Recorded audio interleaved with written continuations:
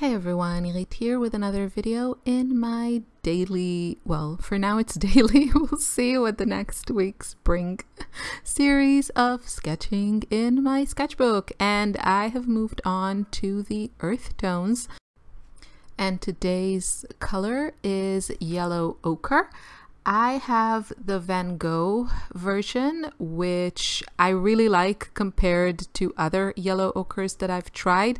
It re-wets really well, and it's just a little bit brighter than some that I've tried that were a little bit too anemic for my taste. Now, I can't say that I'm really crazy about this color. I don't think it will move on to the autumn palette because it's just not exciting to me. I kind of like the tone of it, but I think instead of it, I would go with something like Gogh from Daniel Smith or Lunar Earth, which I have them both. I have a tube of Lunar Earth, and then I have the pan of Gogh from the Ultimate Mixing set that they released a few years ago.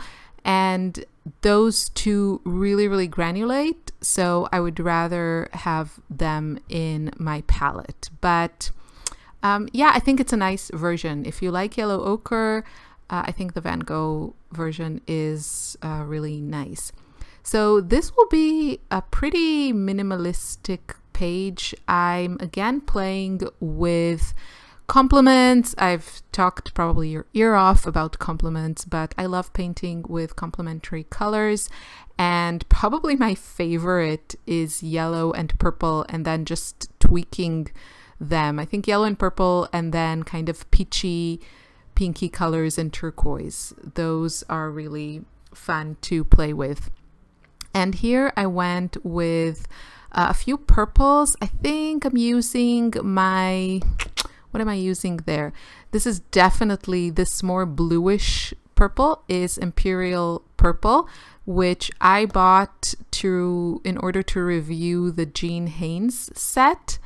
And it's not, it's a pretty color. It's just not one that, you know, makes my heart sing. I prefer to use something like Moon Glow or the Dusk Violet, which is what I'm dipping into now, which you can see is just a bit more muted. So that's just my personal preference, but also looking at the video now when I'm editing it, I think the Imperial Purple, which is a mixture of ultramarine blue, which gives it this really nice blue granulation, and I think some violet pigment or red pigment, but I think a violet. Yeah, so it's a beautiful kind of vibrant color. I think it would be great for shadows because it is lively but still dark but still vibrant, if that makes sense. And I think it is a good complementary to something like yellow ochre, which is kind of earthy. So I think they have a nice contrast. Yeah, I'm starting, you can see most of the area is covered with a very limited color palette. So just a teeny bit of the yellow ochre and then a lot of purple. And now I'm just trying different things and just adding pops of color. I also wanted to say that I'm kind of, especially now when I'm going into the earth tones, I don't feel like I have to make the, you know, featured color the most dominant one. Not at all. The point for me is to, you know, the challenge here is to use every single color, but find color combos that inspire me and excite me so that I can reference this for future paintings. Doesn't have to be, you know, the main color that covers the most real estate in the painting. And this is definitely true for this particular one because there is not a lot of it, but I think because of the contrast and because it's surrounded by a lot of white space, it does pop. And you know, now looking at it, I think it's a pretty shade. I can't like deny it. That's why I included this particular yellow ochre, because I thought it was more just a little bit more lively than the other ones. But yeah, I wish it had more. So I really think for me personally, there are some better choices for this kind of like very earthy yellow. I mean, first of all, I could grab my Nicolazo yellow, my precious, and you know, just tone it down with any one of my purples, just tone it down a little bit, and I would also get a very luminous, pretty, but slightly more neutral, slightly more earthy yellow. So yeah, but you know, I've probably mixed Nicolazo yellow with every color in my palette a gazillion times. So doing this series in this way and using my sketchbook this way is really all about using every single color in my palette and finding something that works with it. You know, with partial success. I mean, so far I'm really loving this project, and I think without it, I really don't know how much painting I would get done this summer. It's such an intensive summer, and yeah, I really have very little time to just sit down and paint in a kind of a relaxing atmosphere. So having this project where, first of all, it's almost kind of like I have to do it, but in a fun way, it gives me that excuse to sit for a few moments. And you can see most of these videos, I only speed them just a little bit so that they will be around 11 minutes or 12 minutes.